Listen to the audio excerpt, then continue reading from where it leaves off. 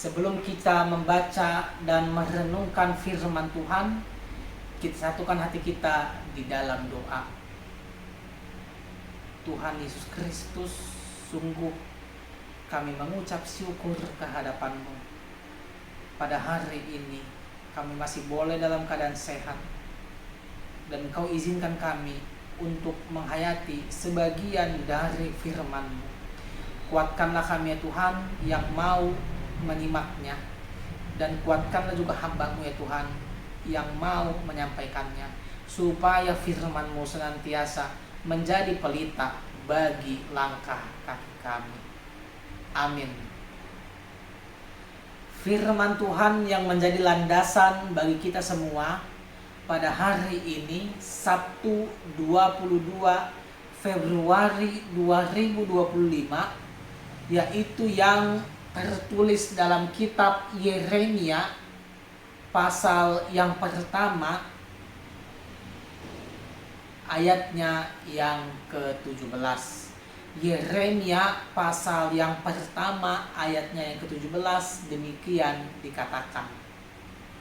Tetapi engkau ini, baiklah engkau bersiap, bangkitlah dan sampaikanlah kepada mereka segala yang kuperintahkan kepadamu. Janganlah gentar terhadap mereka, supaya jangan aku menggentarkan engkau di depan mereka. Dalam bahasa Batak dikatakan alai yang goho, hohosihian ma gotingmu, jalabor hat maho, jalahatahon matunasi dasude, nahutonahoni tuho, unang ma tarsonggot roham, maradopon nasida, asa unang tukubuluho di jolo nasida. Amang inang, firman ini mau mengatakan kepada kita bahwa hidup manusia adalah hidup yang harus dipenuhi dengan kesiapan. Sekali lagi saya katakan, hidup manusia adalah hidup yang harus dipenuhi dengan kesiapan. Kenapa kita mesti siap dalam banyak hal? Sebab begitu banyak hal dalam kehidupan kita ini yang tidak bisa kita duga dapat terjadi dalam kehidupan kita. Oleh sebab itulah ada pepatah yang mengatakan, sedialah payung sebelum hujan. Ini kalimat yang klasik kita dengar, tapi kita semua pasti tahu.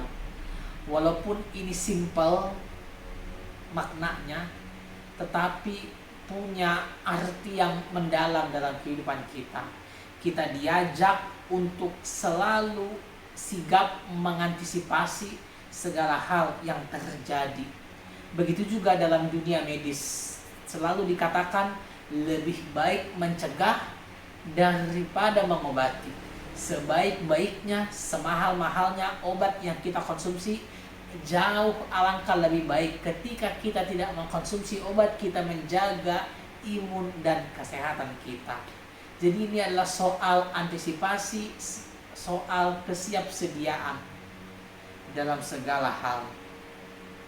Nah, kalau kita kaitkan istilah kesiapan ini dalam dunia kemiliteran, seorang tentara harus siap pada perintah komandannya, kapanpun waktunya dan dimanapun tempatnya.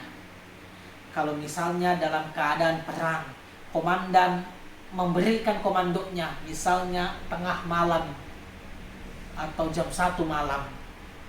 Sebagai seorang tentara, dia tidak punya alasan, saya ngantuk pak. Dia tidak punya alasan untuk mengatakan, saya lelah. Apalagi, tidak ada alasan untuk mengatakan, saya tidak siap. Sebagai seorang prajurit tentara, tidak ada istilah tidak siap, apalagi menolak perintah. Kapanpun perintah itu datang, kita harus siap untuk melaksanakannya dengan sebaik-baiknya. Nah, begitu jugalah apa yang kita lihat melalui teks kita pada hari ini.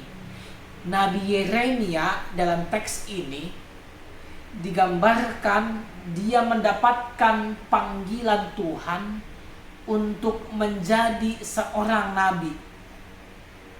Nabi dalam Alkitab, khususnya Perjanjian Lama, bertugas sebagai alat perpanjangan lidah Tuhan untuk menguatkan bangsa Israel yang pada waktu itu sedang ada dalam situasi pembuangan. Kita tahu dalam situasi pembuangan itu adalah sesuatu yang menyakitkan, sesuatu yang memilukan. Maka dibutuhkan kehadiran seorang nabi untuk menghibur bangsa itu, menguatkan, memotivasi bangsa itu bahwa Tuhan di waktu yang akan datang, di waktu yang tepat akan menunjukkan kuasanya, menyelamatkan dan memulihkan bangsa Israel. Begitu juga sebagai seorang nabi, dia dipanggil untuk menegur para penguasa lalim yang berkuasa pada waktu itu, menegur, mengingatkan bahwa Tuhan pada waktunya akan membinasakan kekuasaan yang lalim. Nah, di tengah-tengah panggilan ini, Yeremia sebagai manusia biasa yang tentunya punya banyak kelemahan, dia memiliki kekhawatiran, dia memiliki kecemasan dan ketakutan. Yeremia takut bahwa dirinya bisa saja mendapatkan ancaman kapan saja dan di mana saja. Nabi ini punya potensi bahaya yang tinggi.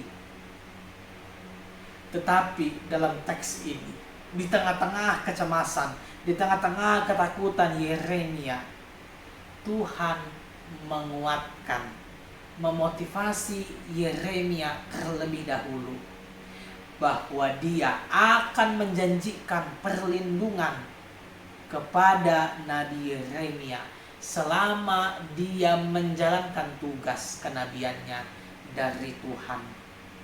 Tuhan berjanji tidak akan lepas tangan. Tuhan berjanji akan selalu ada di samping Yeremia dan di depannya menuntunnya untuk mengambil setiap langkah dan keputusan di tengah-tengah pelayanannya sebagai seorang nabi. Dan Yeremia sadar bahwa perintah Tuhan tidak mungkin bisa ditolak. Maka dia jalankan itu semua dengan penuh motivasi, dengan penuh semangat, dan dengan penuh keyakinan bahwa Tuhan akan menguatkan dia. Abang Inang, begitu juga dengan kehidupan kita. Bila Tuhan menyampaikan perintahnya kepada kita, tidak mungkin kita bisa menolaknya. Apapun alasan yang kita buat, bila Tuhan yang menyampaikan perintah, maka tidak mungkin tidak ada alasan bagi kita untuk menolak. Sedangkan kalau kita dalam dunia pekerjaan, ketika atasan kita memberikan kepada kita perintah, kita sungkan, kita takut untuk menolak. Bayangkan kalau Tuhan yang menyampaikan perintahnya, bagaimana mungkin kita menolak itu? Oleh sebab itu, kita harus tunduk kepada Tuhan senantiasa sebagai manusia yang Tuhan ciptakan, yang Tuhan hidupkan oleh Roh-Nya. Tuhan memberkati kita semua menjadi berkat melalui kehidupan kita masing-masing. Amin. Kita satu di dalam doa. Terima kasih Tuhan, Engkau telah menyapa kami semua pada hari ini melalui firman-Mu yang kudus itu, di mana Engkau mengingatkan kami bahwa hidup ini adalah sebuah panggilan untuk menunaikan tugas dan perintah yang Tuhan sampaikan dalam kehidupan kami masing-masing. Ya Tuhan, kami masih acap kali mengikuti kedagingan kami ya Tuhan. Kami hanya menuntun pikiran dan nafsu duniawi kami. Kami sering mengabaikan perintah Tuhan. Oleh sebab itu ya Tuhan, ubahlah hati kami. Kuatkanlah kami ya Tuhan, supaya kami mau sungguh-sungguh memakai setiap detik kehidupan kami untuk memuji dan memuliakan nama Tuhan, secara khusus menjadi saksi Tuhan di tengah-tengah dunia ini. Tuhan, kami mau memulai aktivitas kami pada hari ini. Kami mohon Tuhanlah yang ada di tengah-tengah kehidupan kami, supaya kami boleh menjalani setiap tugas panggilan kami masing-masing dengan penuh sukacita dan penuh dengan semangat. Inilah doa kami Tuhan yang kami sampaikan dalam nama anak-Mu, Tuhan Yesus Kristus yang telah mengampuni segala dosa dan kesalahan kami. Amin. Bapa kami yang di sorga, dikuduskanlah nama-Mu. Datanglah kerajaan-Mu, jadilah kehendak-Mu di bumi seperti di sorga. Berikanlah kami pada hari ini makanan kami yang secukupnya. Dan ampunilah kami akan kesalahan kami, sama seperti juga kami mengampuni orang yang bersalah kepada kami. Dan janganlah bawa kami ke dalam pencobaan, tetapi lepaskanlah kami daripada yang jahat. Karena Engkau yang mempunyai kerajaan dan kuasa dan kemuliaan sampai selama-lamanya. Amin. Kasih karunia Tuhan Yesus Kristus, kasih setia Allah Bapa, dan persekutuan Roh Kudus menyertai kamu sekalian. Amin.